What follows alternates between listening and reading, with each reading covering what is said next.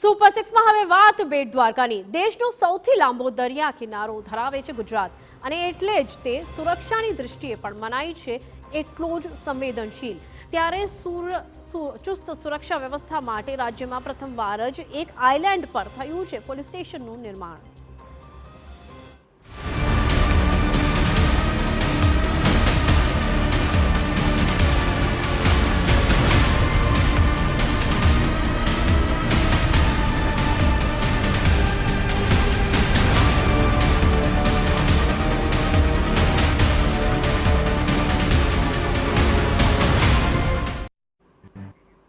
जी हाँ, समुद्रनी मध्य स्थित बेट द्वारकामां એટલે કે ગુજરાતના સૌથી મોટા ટાપુ પર પોલીસ મથક સ્થાપવામાં આવ્યું છે। આ ગુજરાતનું પહેલું એવું પોલીસ મથક છે કે જે કોઈ આઇલેન્ડ પર નિર્માણ પામ્યું હોય। ધાર્મિક દૃષ્ટિએ જોઈએ તો દ્વારકા સાથે બેટ દ્વારકા ગાઢ રીતે જોડાયેલું છે, પરંતુ બેટ દ્વારકાની સુરક્ષા માટે અહીં અત્યાર સુધી કોઈ પણ પોલીસ મથક ન હતું।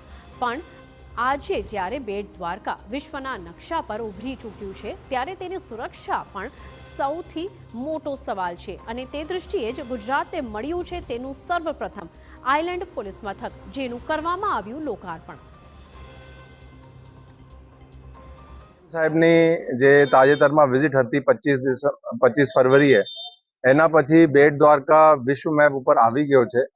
એના હિસાબથી ઇન ફ્યુચર અહીંયા પ્રવાસ વધશે। દરિયાઈ સુરક્ષાના હિસાબથી પણ એ ખૂબ જ સેન્સિટિવ અને સંવેદનશીલ વિસ્તાર છે।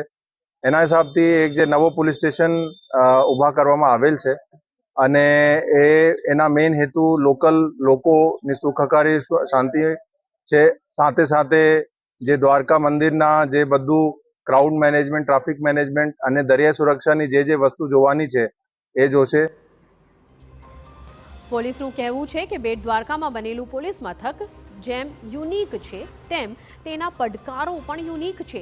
બેટ દ્વારકા એ ગુજરાતના દરિયાકાંઠાના અંતિમ જિલ્લા તરીકે ઓળખાય છે અને તેનાથી ગણતરીના નોટિકલ માઇલ્સ દૂર જ કરાચીનો દરિયો છે।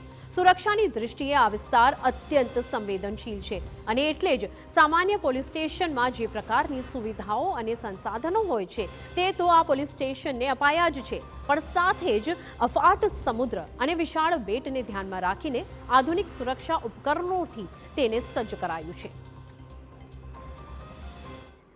અહીં જમીન, પાણી અને કાદવમાં ફરી શકે તેવું એટીવી એટલે કે ઓલ ટેરેન વ્હીકલ વસાવવામાં આવ્યું છે, જેનો પોલીસ દળ પેટ્રોલિંગ માટે ઉપયોગ કરશે, તો સાથે જ ડ્રોનથી સમગ્ર વિસ્તારમાં પોલીસની બાજ નજર રહેશે।